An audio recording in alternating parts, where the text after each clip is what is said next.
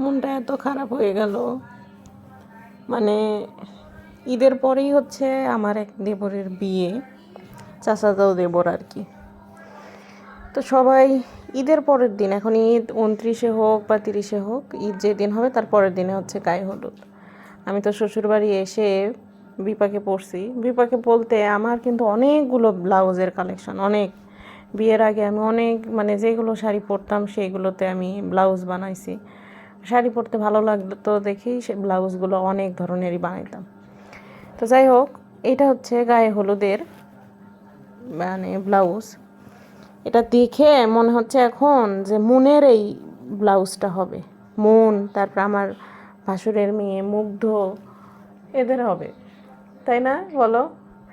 এত ছোট, মানে আমি এত শুকনা ছিলাম, এখন নিজেকে দেখে আমার নিজেরই কান্না পাচ্ছে যে এই মানে কিভাবে সম্ভব যে আমি এত মোটো হয়ে গেছি, যেটা আর হাতই ঢুকতেছে না। আমার পাশে আমার ভাসুরের মেয়ে এসে হাসতেছে, মুগ্ধ বলতেছে, ছোট আম্মু তুমি এত শুকনা ছিলা। আর দেখেন এখানে দেখাই, এটা হচ্ছে আমার যা বানাইছিল। তো বানানোর সময় এমন করে দিছে যে যদি হচ্ছে টাইট হয় বা ঢিল হয় আমি যেন হচ্ছে এইভাবে খুলে নিয়ে করতে পারি। কিন্তু আমার এতটাই মানে আমার যা তিনি যেভাবে সেলাই করে দিছিল লাস্টে, তারপরেও আমার ঢিল মানে ঢিলা হয়েছিল, যার জন্য আমার মা আবার লাস্ট এই সেলাইটা দেয়। এখন এইগুলো সব খুলে এই যে এখানে আমার সেলাই দিয়ে দেখা লাগবে, তাও হবে কি না আল্লাহ পাক জানে।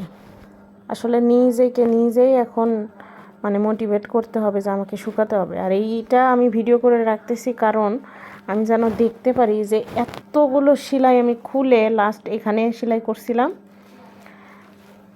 এখন বিয়েতে তো ধরেন সবাই হলুদের শাড়ি পরবে। আমার শাশুড়ি বারবার বলতেছে, আমি বলতেছি যে আম্মা বিয়েতে যে হলুদই শাড়ি পরতে হবে এমন তো কোনো কথা নাই, কিন্তু বলতেছে যে না, হলুদ শাড়ি সুন্দর লাগে, সবাই পরবে, তুমিও হলুদ শাড়ি পরো।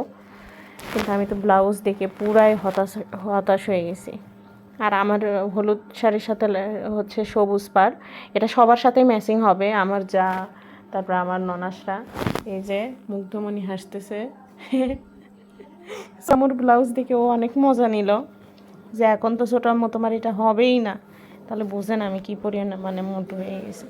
কী করব আসলে, আমি আগে যে এরকম ক্রাশ ডায়েট মানে একদম কঠিন ডায়েট করতাম, যে যেটাই বলুক কারো মন রাখার আমার ইচ্ছা নাই, আমি আমার মতো। কিন্তু এখন দেখা যায় আমি নিজেই খাই, আমার কেন জানি না কেমন জানি একটা হয়েছে।